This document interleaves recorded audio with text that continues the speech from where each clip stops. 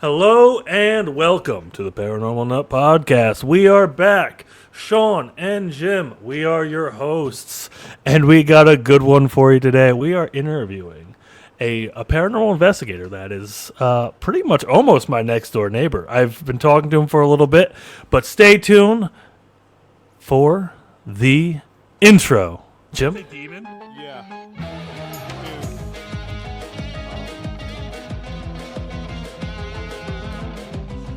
Was that you suffocating Jim? Oh, Jesus!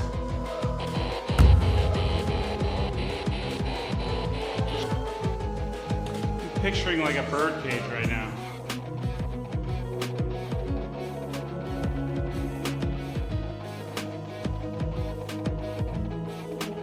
No, I grabbed my fucking neck. Seriously? Yeah. Oh, oh! Something just grabbed my backpack. Yeah.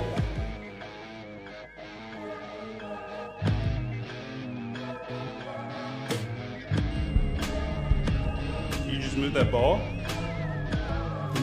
Is there anything inhuman down here?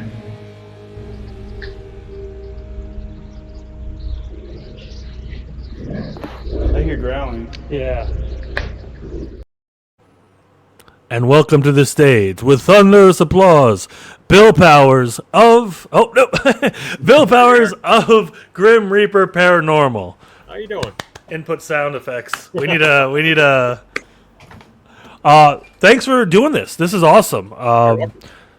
I kind of have caught wind of you as of recently. Obviously, we're kind of visiting the same places. We're from the same neighborhood, town, and I was actually setting up a hunt, which I won't get into because spoilers. Maybe later, we'll see. And they brought your name up again, and I'm like, okay, that's it. I'm messaging this guy. I'm getting him, having him on the podcast, and When you first initially messaged me, I was like, well, who's this at first of all? wow, oh, heartbroken. Well, you haven't no, heard of us? Well, no, because I get Yeah. you get some really interesting people that will message you sometimes. And I mean, some of them, like the names, it's like, okay, who is this? Because they'll have like XO, and then the name, and it's like, okay, I don't know who you are, so I'm getting rid of you. Yeah. Oh, and I came at you with my personal, right? I didn't use the page just because. Fine. Yeah. But I'm glad you answered because now we set this up and. And we kind of are neighbors. I mean, our town is like so small. So. Yep. So I mean, we were gonna bump into each other eventually. It's just at some point, yes. Yeah. So I've wanted to kind of talk to you, sit you down, introduce you to Jim, who's unfortunately out in PA, so not our neighbors. I'm out in Lancaster County. I'm in Amish Nice. country. Very cool. So, I mean, I guess I got to open with the standard question. What brought you to the paranormal? What makes you want to do this? I grew up in the paranormal. Yeah. My first experience, I was 4 years old. Yeah, I was. So you didn't even have a choice. This was go on. Well, no, Yeah. Trying to think how I can describe it because I've had different people ask me multiple times. But my first experience was about 4 years old, and I have a good memory that I can remember waking up in the middle of the night, and I was already awake, and I heard my name being called, and I walked through my home, and my parents were sleeping at the time, and I can clear as day remember peeking in my parents' room and I guess you could say the feeling that I got. Yeah. From my body, and it completely freaked out being that young, and I ran back to my bed, pulled the sheet over my head. From then on, I've had experiences, and as I've gotten older, I've realized that I'm clairaudient and claircognizant. Yeah. And it Ooh. it was very. I'm trying to think how I can word it. It was difficult to explain growing up, considering I'm local. So for 15 plus years, I kept it quiet, said nothing to nobody in town. Nobody I went to high school with knew nothing about it. They knew me for sports and obviously going to school and stuff, but they didn't realize that I could hear spirit, and which was really interesting, especially being in school. I would hear things while I'm in class. And as I got older, I learned how to control it and how to tune it in, how to block it out. And it's always, it's very interesting with some of the things that you hear sometimes. Yeah, it's very interesting because, I mean, we talk about it. I mean, me and Jim, luckily grew up in an age where it was televised, it was accepted, it was, taught to us. And I guess being kind of in the, I'm assuming, 80s, if I'm doing math right, into 90s, kind of into your young adulthood, what kind of resources did you even have to kind of figure this stuff out? For the clairaudient side and the claircognizant, I really didn't have anything. I just kind of figured it out as I went as to what it was. And I mean, I graduated high school in 92. And so I was like, there was information that was out there, but I figured it out kind of as I went and what actually worked for me. And it was not until I hit college that I started to research everything out as to getting into meditation, how to meditate. And I would try when I was younger, but I couldn't do it. I'd fall asleep. And it was not until I hit college that I figured out as to what it was and the whole process for trying to control it. Yeah.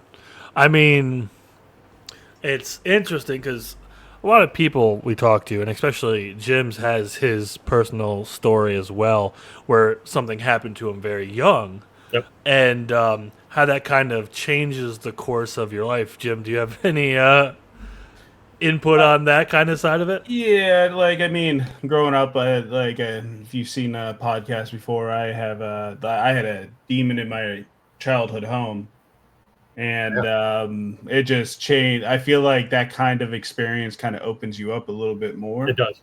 Like, once you've been touched by it, it's like you're so open. Like, you can ask Sean when we go to investigations. I'm always getting touched or grabbed, or like I'm hearing things. And I promise you, it's not the schizophrenia. Yeah. No, I always joke, Jim's kind of like our antenna, and I'm kind of like our ground, right? Yeah. If we need to find something, we get Jim. If we need to shut it down, I come in. Well, even when I was in my, God, I had to be early 20s, somewhere around there. It's like I grew up in an old Victorian home, split level. So my grandparents actually lived on the first floor. I grew up on a second floor. And I discovered my grandmother had passed one morning in the summertime. And I found her body, called, of course, the whole process, bury her and stuff. And then I was a poor college kid, and my dad was like, well, hey, how about you take and paint the first floor flat? In the process, I'll give you money. I was like, yeah, sure. So I start painting it. And I remember opening up my grandmother's door and feeling a wall of static energy. And I proceeded in, and for a period of time, I got out of the paranormal, and I just totally blocked it. I wanted to be normal. And I knew that it was my grandmother, and it was a period of maybe, I'll say, a week that I could feel a presence. I'd be painting like lower trim, and I would feel a cold breeze blow across my calves, come up my back over my shoulders. And then one day I was like, Mama, I know that's you. And that's what we called her growing up. And I look back now, and I really wish I went back and I talked to her more than, for example, like 3 or 4 days that I realized that it was in fact her. And then one day I went in and it was no longer there. And it's the one thing that I always wish that I did, from the very beginning, it's like that I recognized who in fact she was. But I mean, she passed in like her favorite rocking chair. And I mean, I was talking to a friend earlier, and I was telling them the story about it, and they were like, that's really cool that she hung around long enough for a loved one to find her. But at the same time frame, my dad, during that time frame, woke up one night and he heard her singing in the basement, and actually went down the basement stairs, turned the light on, the singing stopped. And I always remember him telling me the story when growing up about it, and I was like, that's really cool. Yeah, I mean, I think definitely there. You see, like, sometimes past loved ones kind of sticking around a little bit to kind of let you know they still care and they love you. And just having that experience, that kind of closure and things like that. Unfortunately, you didn't have the opportunity or the wherewithal to take advantage of it at the time. But looking back, I'm sure that's very comforting knowing that she was still kind of there with you. Oh, it was, and it was a very cool experience to have. But I think about it all the time. I'm like, you know what? I really wish I had the chance to talk to her a little bit more. No, I still can, but I just to have that feeling and how my body interacts when spirit is around and energy is around. And it's my wife should be like, she's like, oh, here we go again. I know you're feeling something. And it was particularly hard last weekend for being with where we were and trying to internalize it, because I tend to vocalize and I'll speak it out. And last week in particular was pretty cool to be with where we were and to hone in to different particular areas where spirit was. So, what inspired you to kind of create Grim Reaper Paranormal and kind of start this as this, venture, I suppose, and make it more efficient? Well, first, I investigated solo by myself for roughly about 12 and a half years. And as I got older with doing as so many investigations, I was like, you know what, I got tired of doing things alone. My wife investigates with me. And I started thinking, like, you know what, I really want to create more of an identity. And I spent like 6 months trying to think of a damn name. And I was like, what do I want to call it? And I thought of different names, and I was like, no, I don't like that. And one night it just hit me. It's like, all right, Grim Reaper. And that's a good one. Yeah, I mean, thanks. I mean, it's been almost 5 years now, and started it out. And then 3 years ago, I created it and launched it as an LLC, because I had certain people that were with me years ago, and they kept trying to take the intellectual rights. And so I was like, you know what, I'm creating an LLC so I can protect everything. And yep. I mean, it's been booming ever since, particularly in the last 6 months, and in particular, just in the last month itself. I mean, I was looking, I think at 5 o'clock this morning, and for Instagram last week, we had 32,000 views. Yeah. I mean, you are a machine. I'm opening my phone. There's a new story. There's like 3 new posts.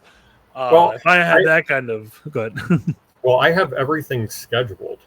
And months and months ago, I would put out cryptic posts, and I would talk about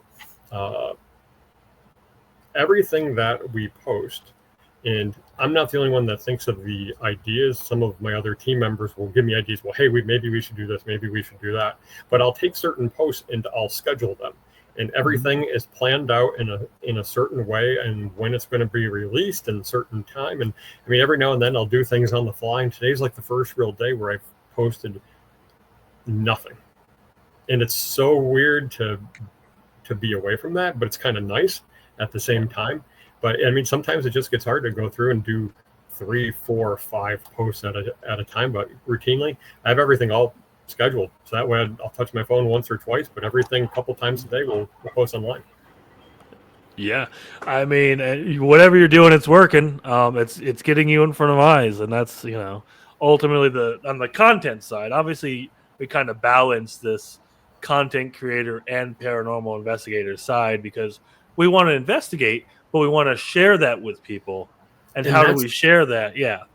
That's the hardest part, is to balance everything out in doing, like, for whether it's Instagram or TikTok, and how they have where you can share your thoughts, and sharing a thought and then doing a story and then doing an actual post and then bouncing it between Instagram, Facebook, and even though they're one and the same, and then switching over to TikTok, or even for our website. And so I have a methodology that I use for posts, and every week or so I change it up. It might be Instagram one morning, a week later it'll be TikTok. So I'm constantly always switching things, and we're in the process now of doing exclusive content for TikTok and exclusive content for Instagram. I think we noticed very early on that what works for YouTube, what works for Facebook, what works for TikTok, it's all different, right? Mm-hmm. Jim Jim's more, he kind of has that understanding of what people on TikTok watches. He uses TikTok more. Every waking hour of my life is like spent on YouTube. So I know what YouTube wants. And then Facebook, it's kind of amalgamation of both this kind of YouTube and TikTok world, but it's with its own slight spin on it. Mm-hmm. It's an interesting thing where we actually all have platforms, at least, right? Yeah. Before back, in the early 2000s, you had all the TV. You had like 3 or 4 TV shows. Now you have like 20 TV shows, but you have like a million different YouTube channels. But before that, you had like, a few of the classic people running around who are getting ridiculed by like churches and society and stuff. But I'm glad we're in a spot where we can share what we love with people. Oh, without a doubt. And trying to figure out the whole social media thing. What's working for which particular platform? And obviously TikTok, shorter content works, which is great. And I mean, for last week with where we were, I did like a 45-second clip of standing in the courtyard. And I mean, within like 2 hours, I had over 1,000 views, which was fantastic. But you put it on another platform and you get like 50, maybe 100. And that's the hardest part, is figuring everything out. Yeah. So putting the content experience aside, right? Because we could literally spend hours on how to perfect your algorithm, but still not know anything about it. Yeah. But I want to focus, on the investigatory stuff. Yep. What would be your best and your worst experience of being a paranormal investigator?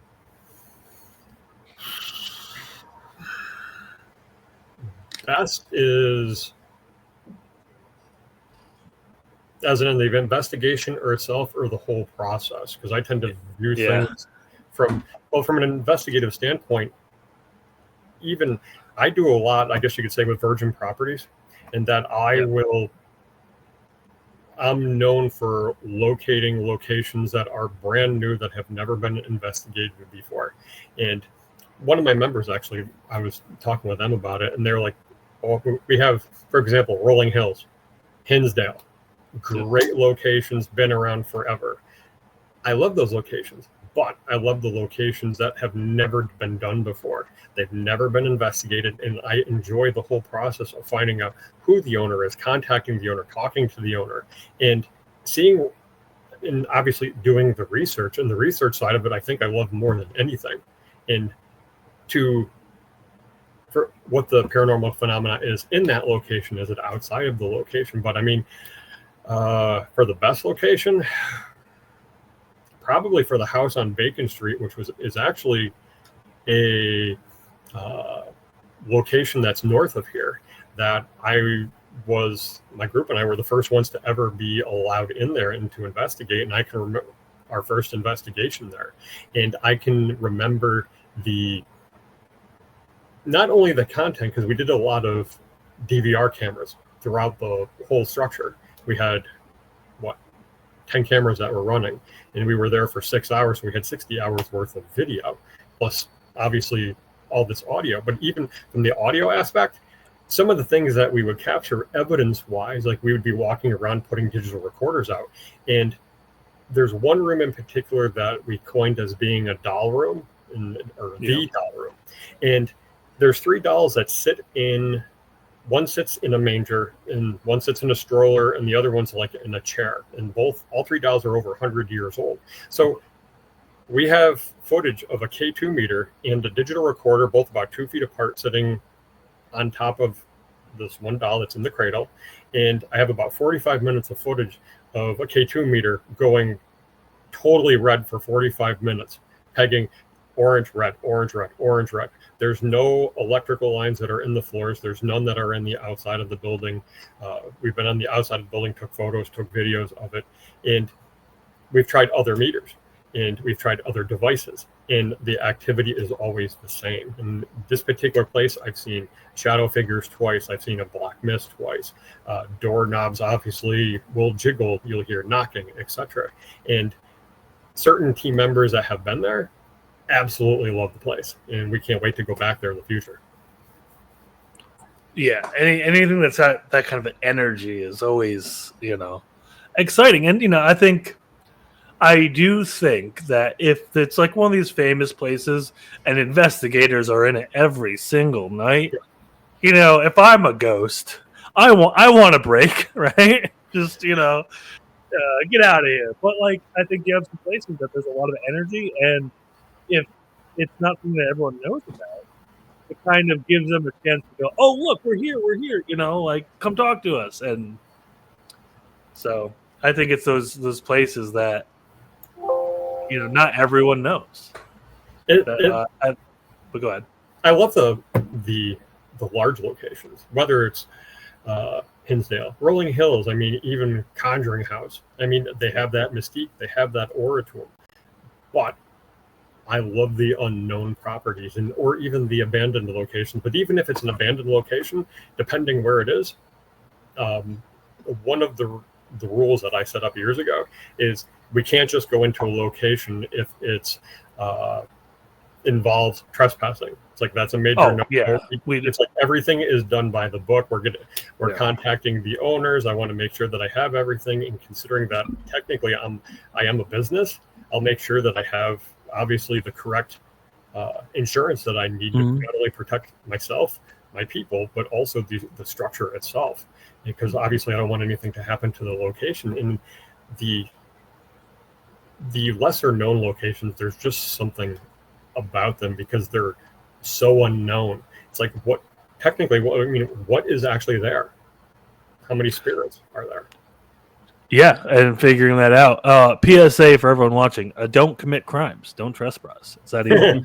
I think back when I first made this channel, way back in 2017, I did this cheesy 5 rules of paranormal investigation. The main one was don't trespass. It seems obvious, but it's not. Yep. And even if a place looks abandoned, doesn't mean it is. Somebody might own it, and if no one lives there, but somebody's managing that property or someone has claim to that property. You need to find out who owns it and get their permission to go on that property. Yes, a good example would be the old mill that burnt down north of us a couple of weeks back. Yep.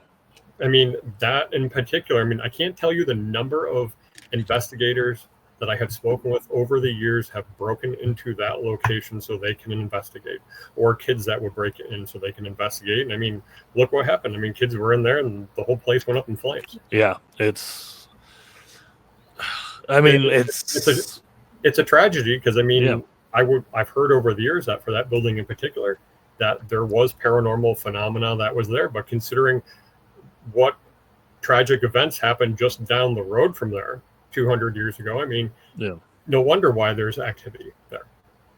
Yeah. And for those of you who don't know what we're talking about, we're in upstate New York. We live generally near Saratoga Battlefield. And the battlefield that's the battlefield isn't really the battlefield, but don't worry about that. So there's a lot of history up here. There's a lot of tragedy that's happened here throughout the years, not just with the revolution. But putting that aside, Jim, do you have any questions for Mr. Powers or Bill, whichever you prefer? Bill, it's easier. Otherwise, I sound old. Fair enough for Bill. We'll call you Billy. Does that work? Now I feel like I'm 4. I would ask, what's the next location that you're going to? We're actually off. Well, an evidence review for where we were last week. We don't return back there until August 23rd. for being Fort William Henry. And You're beating me by a week. Oh wait, I slipped. I'm going to Fort William Henry, guys. But you're beating me by a week. You're gonna scare off all the ghosts. Oh no, I mean, for example, when we were there last week, we had trying to think how I can word it. Because being there ties in with the whole. I'm trying to think of the correct word that I want to use, to the whole, I guess you could say, promotion type of content that we've been putting out for the siege for like the last 3.5 months. And the siege ties into Fort William Henry with what we have going on there. And we approached the fort, and the fort was like, well, hey, we would love to make you become special investigator. So it's like, okay, great. So we're there periodically from June 12th all the way through until the beginning of September, whenever they want. And we picked out certain dates, and then come September starts our actual concept with what we wanted to do that we've been pushing online for the different photo snippets that you would see, which show Latin writing on the screen, and you would either see like a black background or an actual photograph, which I actually got to send that over to you because that photo in particular is pretty cool because you can actually make out an apparition on the stairs. Oh yeah, I've seen the photo, but yeah, I'll put it up for our viewers so everyone can see it. It's awesome. It's a great picture. I love that picture. I mean, the place. I mean, obviously, going there when I was a kid, and I realized there was activity that was there at a young age. But to be there last weekend, and I mean, we had out of 80 tickets that were sold or that were available, we sold 75 of them for our first event that was there, split it between 2 different time slots. And it was great. We had a fantastic time, and we can't wait to go back. And the next time we go back, in between, I'm bringing, besides myself, I'm bringing 5 other members with me, including one of my psychics that is clairvoyant, and she can actually see the dead. So I've sent her videos, and I sent her the one that I posted on social media in the courtyard with the blue lights. And I texted it over to her one day when I was at my real job, and I was like, well, hey, what do you see? And she responded back to me later that afternoon. She's like, in this video, while you're panning around watching, there are 6 soldiers standing in the courtyard watching you and the ghost guide walk back to the gift shop.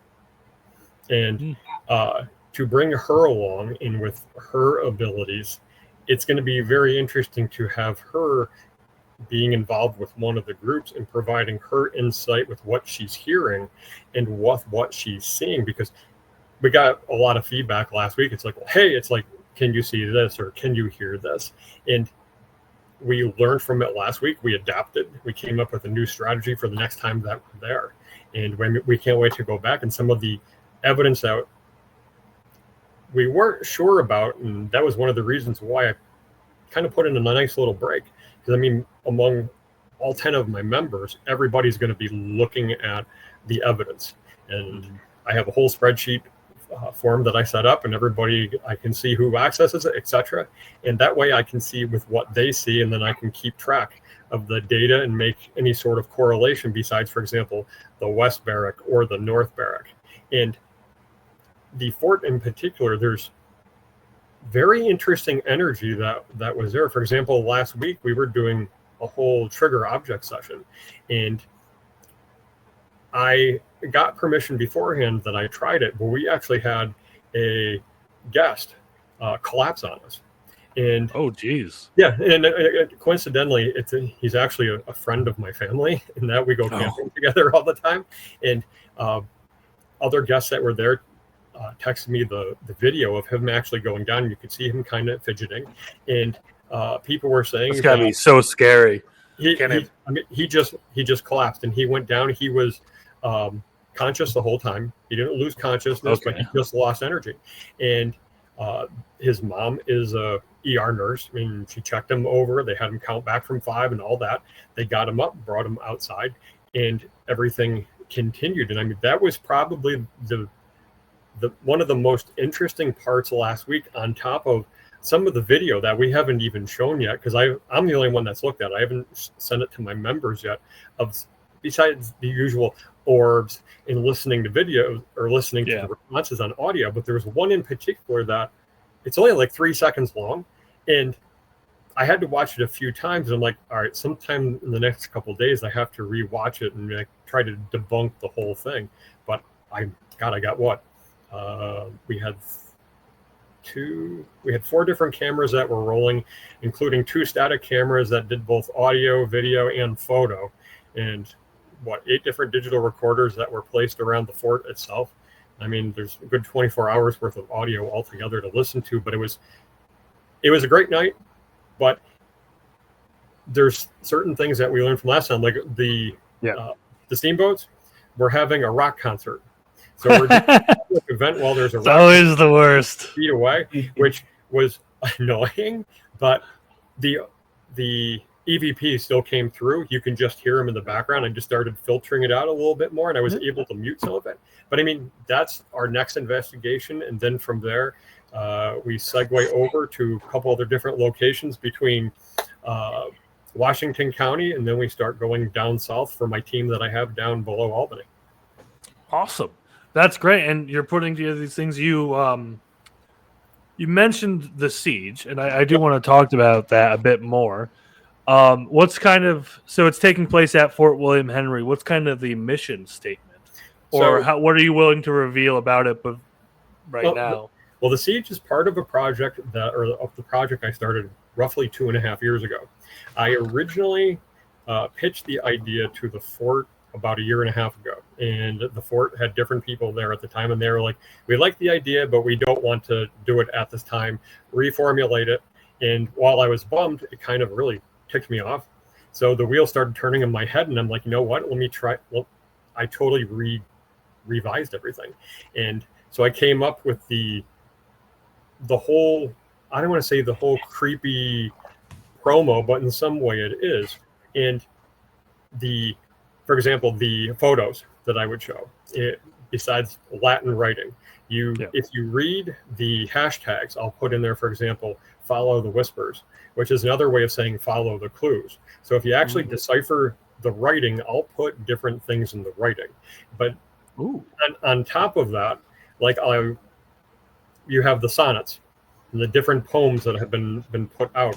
Well, the sonnets are all linked together. It's all they all run concurrently, and we have the sonnets. Then there's the wraith. The wraith refers to the actual events. So like the last one I did was the first wraith, and I would put hashtags such as 1 by 1, all in a line, and then I would have, I can't remember what the other sentences after that, but there was another sentence that was a part of it. So I just keep building it. So we're now on 2 of 3 that we're starting to build upon. Then we have videos, and then in between, I'll do certain links for Grim Reaper's website, but then I have a secondary website that is for my video production company that I will interlink. So I'll put a link on Grim Reaper's webpage, but I'll have a secondary link to the other webpage. And so I'm constantly moving content around to get people to bounce between various different forms of social media for the interaction. Yeah. Kind of make it more than just, here's what we have, kind of make it more interactive. I don't want to say a game, but almost like a augmented reality or something along those. That's really cool. Keeping it fresh, keeping it exciting. And, go ahead. I apologize for the siege itself. It originally was, I pitched the whole idea for the siege with what I wanted to do. Mm-hmm. And the fort bounced back to me. They're like, hey, we'd like for you to be guest investigators. In exchange afterwards, then we can do with what you want to do. And I'm like, I'm sold. I'm good with it. But the siege itself is a fully immersive paranormal experience that we have planned. And they're going to be doing things that have never been done before at the fort. And I've already received the clearance for it. I've received the approvals for it. And it's going to be more or less paranormal events that kick off starting in September and October. And the whole idea behind it was that all the money which is generated, the fort, for example, is handling all the ticket sales, and they're handling that portion of it. And obviously we're doing the event itself, we're coordinating the event itself and all the other different ideas, but the whole process was once everything is paid off, all the proceeds are going to 2 different charities in the area for I can't talk, I apologize. All good? The domestic violence shelter that's on Route 9 for Saratoga. Yep. And we're taking the other portion of the money and we're donating it to the Saratoga, Warren, Washington County animal shelters. Oh, that's great. So we wanted I love that.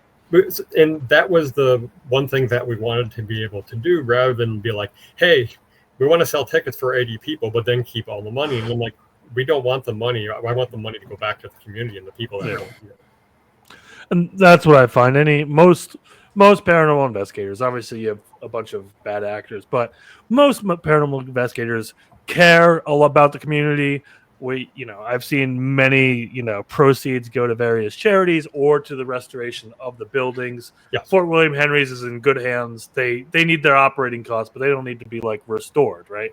Right. So, but yeah, the fact that you're out here helping community with your hobby is just amazing. And I wish we could do, I wish me and Jim were in a better position to kind of do that, but we're not there yet. One day we'll be able to, sell tickets to places. But good.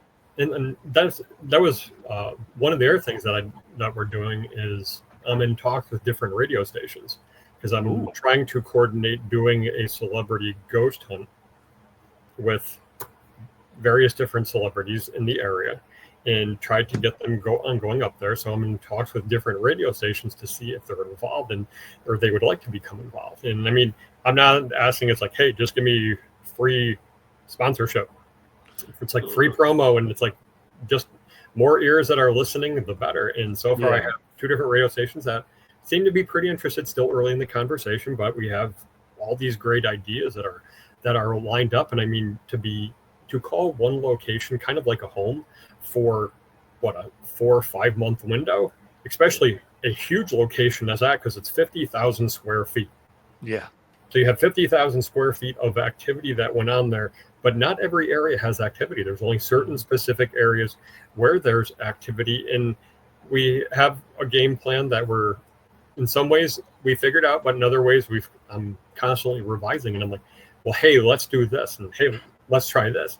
And so I'm constantly asking like my senior investigator who's been around just as long as I have. It's like, what do you think about this? And a lot of the ideas she's really liked, and she knew nothing about with what was going on other than I had like this magical like Project Odysseus, and it was like the CIA classified mission, and I code names and everything. That's awesome. Right. And nobody knew what it was, and I actually created a video that I posted online, and I showed them, and they were like all blown away by the actual project itself. So, but yeah, I mean, the fort is willing to push it. They're like, we'll promo it, we'll get local press, national press, and we'll get everybody to come in and help cover it. And so they're all excited over it. I'm excited over it. That's awesome. Yeah. If you need my help on anything, give me the call. I think you got my number. If not, I'll give it to you. But so I want to touch upon now. That's the siege. That's what you're doing with that. What's with the Reaper Chronicles? Because I've seen that thrown around. Is that kind of like? Well, I don't want to put words in your mouth, but from what I've looked at, it's kind of like almost like I don't want to say a diary, but more of a vlog of various things that have been going on. It's our variation of a paranormal documentary, in that each documentary, for example, I use the Paranormal Files. I mean, in each episode being, I'll say 2 hours, 3 hours. So I wanted to take and to not have like an episode be like 45 minutes to an hour, maybe an hour and a half. I wanted to have, for example, 4 to 6 episodes be per documentary.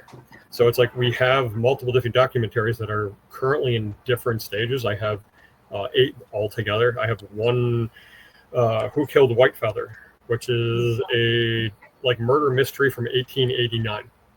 And that's a location that's become very dear to us. And we've already scouted the location. We've already started investigating the location. That was the most interesting.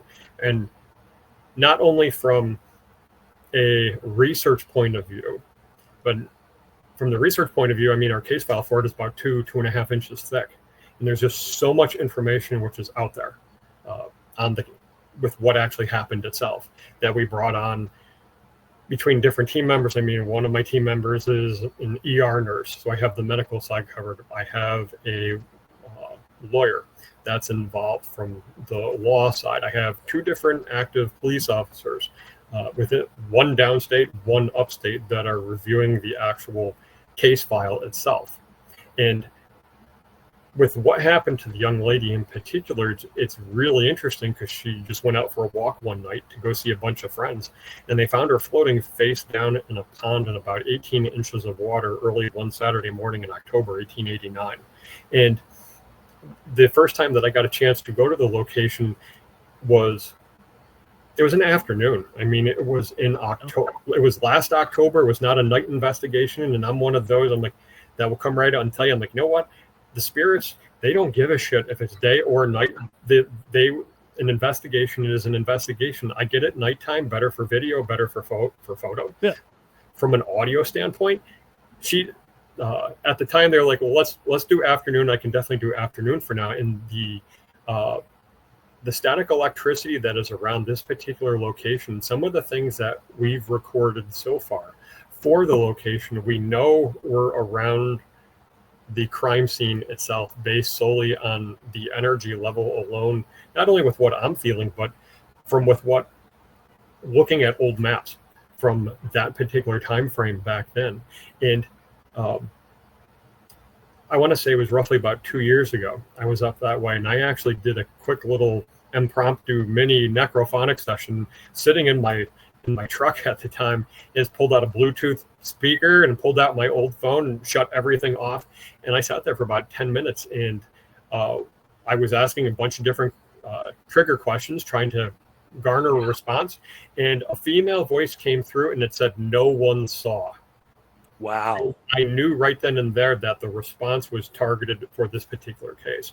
But there's multiple different episodes that we have in between planning, production, pre-production. We have 3 that are currently in filming, and I'll get involved with one, and then the location be like, all right, well, we have something coming up, so I'll have to pause it. So I have multiple projects that are currently in the works, and I'm like, all right, maybe in the fall when things slow down a little bit, I can go back to 1 or 2 of these projects so I can finish everything up. But at some point, we did a whole pilot series. I sent it over to different online streaming platforms. I mean, we'll be doing it, Amazon Video. I'm trying to remember. I've sent copies over to Paraflix and to Discovery. Years ago, they used to have their own platform where you could email in. I reached out to them, and we have interest, and we're in talks. 2 we're signed up with, and the other 2 we're still in talks with, and obviously besides YouTube.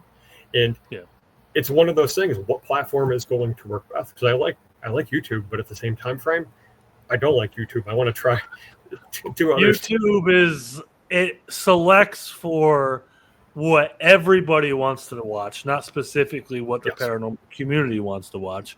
So everything becomes this base.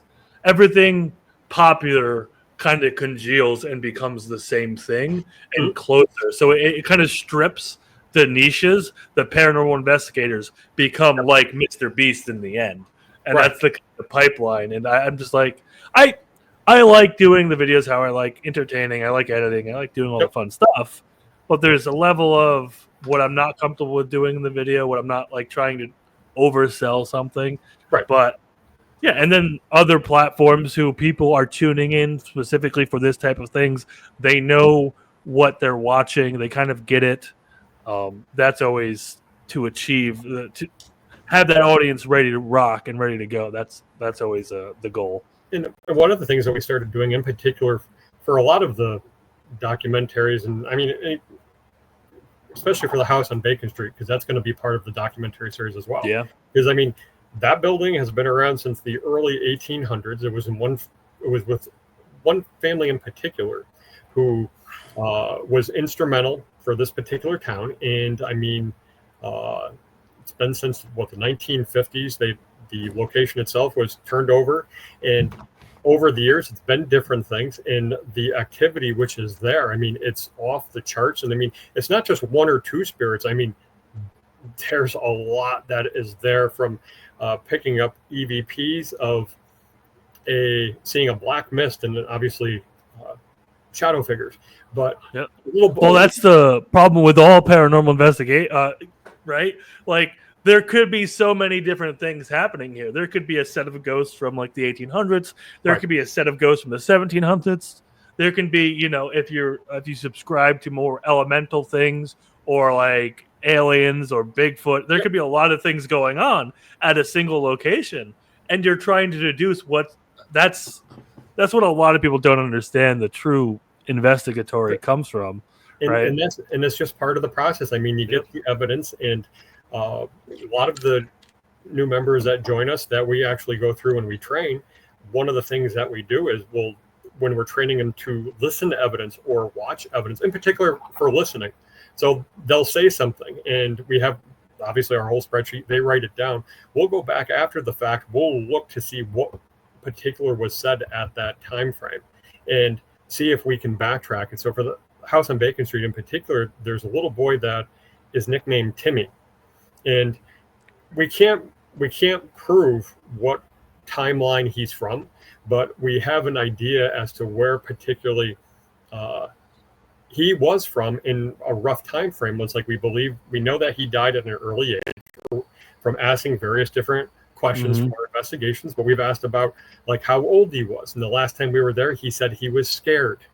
And we've asked about, well, hey, did you die of smallpox or the Spanish flu? And those are two of our theories. So we're like, okay, we believe we know which item he's attached to.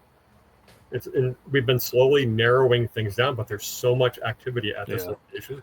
And you're going back to these same places night after night. You're kind of compiling a list, and at the actual evidence, where I find a lot of people these day and age, they go in. I mean, if you want to go for a paranormal investigation for the experience and have fun and enjoy it as a hobby, that's awesome. Do that. We love people like that. We will hang out with you. But the investigative side it doesn't stop when you leave, right? No. You have to review the evidence. You have to then go back, confirm a lot of things, and kind of build your case. Sorry, I didn't mean to cut off there, but you're fine. I was going to say, for like the house on Bacon Street, one of the things that we started utilizing was 3D software, scanning software that they use for construction. Yep. So you can go through like LiDAR and stuff like that. Like LiDAR. Yep. I mean, and we've utilized that for the house on Bacon Street. We 3D scanned the entire property. So I can pull it up on my laptop in front of me here, and I can scan, I can rotate, I can manipulate, go into each individual room. And the whole process was I wanted to be able to intertwine that with the actual documentary series. So that way I could be at a location. And so if there's a particular whether it's an EVP or if it's an apparition, whatever it might be, I can actually zoom into that particular room so a viewer can see with what we were viewing at that particular time frame. And it takes a lot of time to do all that, and I mean, it takes hours for it to download. But we thought it would be a new, cool thing to try. Yeah. And besides using like cat balls, I mean, cat balls are great and all, but at the same time frame, like for the whole Reaper Chronicle, it was about not only investigating using sound techniques, but using new equipment that people really haven't thought of yet. And this was one of the ideas. It's like, well, hey, let's try it. Mm-hmm. Kind of seeing, and that's what a lot of paranormal equipment is. It's things that people have been doing, but haven't been applying to other fields. I know me and Jim have had conversations about things that we wish we had, and like, well, and we're not going to give anything away, but we've kind of speculated on like, what could we do if we combine these two things, and how would that work? And just I know there's a lot of good electrical engineers, a lot of data software people, and there's a lot of people going into like the AI stuff now to do like recognition of changes of like appearances of frame, so like you don't have to spend 30 hours watching all this equipment. You could run it through a software, and the software goes, there's 17 events that you want to look at, right? Right. Granted, to me, I'm not at the point where I trust all that stuff, where I would use it, but I wouldn't, swear by it, right? I Go don't back trust and it at check. all. Yeah. I want to watch everything because I'm like, I love AI, but at the same time frame, I would rather view it with my eyes just because some of the things that you see, and it really makes you wonder. I mean, what just went by the frame? Why is this image possibly distorted? Yep. I do, unfortunately, I think we're running a little low on time here, but I do kind of want to get your last. Sean, your sound.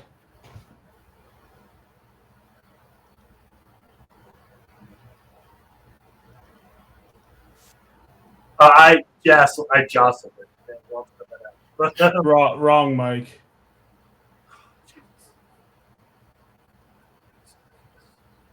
Yeah, I think I jostled my cord for this mic, and now it's disconnected. Audio. This is just a technical nightmare episode. That's fine. There we go. You can hear me now? Yep. Yes. Perfect. Okay. I think we are running a little low on time here, so thanks for coming. And we're gonna have so much talk. So we're gonna go investigate together. We're gonna do. You're gonna become my new best friend, whether you like it or not. Unfortunately, Jim, you're on the chopping block. You're about to get replaced. Damn it. But to kind of round it out, what would be like your dream paranormal location to investigate that you haven't done yet? That is a hard question. Save the best for last. Now, last week, because I filmed another. Oh, did we lose him? We lost sound on him. No. Did you tap your mic as well? Thank you. That was weird. Everything just glitched right out. Yeah, we're good. You're good now. All right. Okay. I'll I'll count you back in real quick with the clap. 3, 2, 1. I would probably have to say one of the old castles over in either England or Ireland. Oh, yeah. There and to do a whole investigative series over there. How about the pyramids in Egypt? That would be interesting. That would be. Yeah, I know that's a whole thing right now with Mr. Beast winning the pyramid, and they didn't like how he was treating the things, and so I don't think anyone's ever going to get back in there to do any sort of content, but that would have been crazy. I don't know. The pyramids are interesting because you really don't know what's there because it's so long ago. Yeah. And it's obviously you needed an interpreter, and I was like, okay, I'm like maybe some of the, like for example, the ancient Old Ram Inn in England. Yes. I mean, that place would be awesome to go to. And I've watched so many videos on that place. I would love to go. Actually, I don't know if you know a local psychic medium, Katie Manning Hilton. Yes. She's kind of my like second mom. But so she actually does an Ireland trip every year. Yes. So you gotta I'm thinking about going next year if I can, make the time, right? But all those old buildings, and so it's kind of funny. We all want to go to all those castles. I talk to people from Ireland and from like England and stuff. They want to go to all of our like insane asylums because they don't have those there. Mm-hmm. I'm like, oh, that is such an American thing that like not many other places have. Yep. So yeah, there's so many locations, even in Canada, because there's the old asylum, which is up there. I want to say it's in Ontario, that you can go and investigate at. And I'm like, I would love to go there. It'd be so much fun just to spend 24 hours in there locked up. I would have no problem doing it. I know my wife would be like, nope, I'm not doing it. I want to sleep in a hotel bed. And I'll go with you. We'll go up together. And that's only like a 6-hour drive, right? Ontario? Does Canada even have running water? I'm kidding. I'm Canadian, so I make that joke. Well, I've been trying in talks for the executive staff of the house on Bacon Street. to do a 24-hour lockdown in there. Because one of the things that I got when we were doing a walkthrough of it was my wife and I, and it was, God, like 2 years ago, that one of the apps I had on came through, come back by yourself. And I was like, oh, that I view that as a challenge. I'd love to do that. And I was shooting B-roll at this place one day, and I was going up the front staircase, and I have this nice, it's a shot where the staircase goes up and it kind of bends to the right.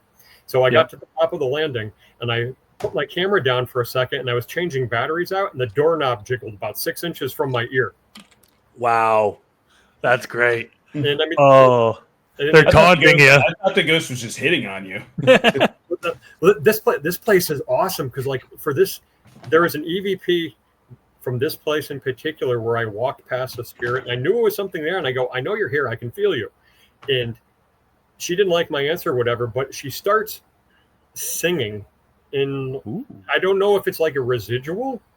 And I mean, it could very well be a residual response, but she goes, don't stop and talk to me. You know you want to. And it was something. Wow. It was like that.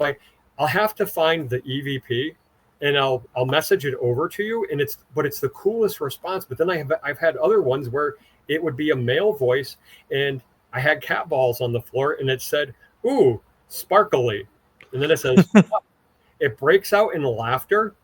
There's a silence period. A door slams. And there's like a couple more words, and then it just fades off, and it's the weirdest thing ever. That's amazing. I mean, you get like, I know a lot of people who watch our show, and they see all these coincidences, and they see a lot of. How do I put this? Like, watching it happen is not like nearly as insane when you start to put it together while you're there, and like all these things, like, oh, this is real, we're doing this, and kind of that culmination and that realization of, I am legitimately at this point speaking to the spirit of another human. And to me, that's when it all clicks, because you have your nights when you're like, okay, I don't know if this has just been residual stuff or nothing really conclusive. But when you get those nights that, like, for a fact you're talking with an human intelligence that may have passed, and whatever your theories on ghosts may be, like, that's the reason we do this, right? That's why we're in it. That's why we're addicted. But I think with that, we do have to call it here. It's been an hour. Thank you so much, Bill. We'll probably have you back on the pod at some time. Again, check him out, Grim Reaper Paranormal. He's got the Reaper Chronicles. He's got the Siege coming up here in a little. Where can everyone find you? For Grim Reaper Paranormal or on Facebook, on TikTok, on Instagram. Look us for our logo, and we're everywhere. All right. Thank you so much, Bill. Thank you for watching. Stay tuned. Stay crazy. We love you. Love you guys.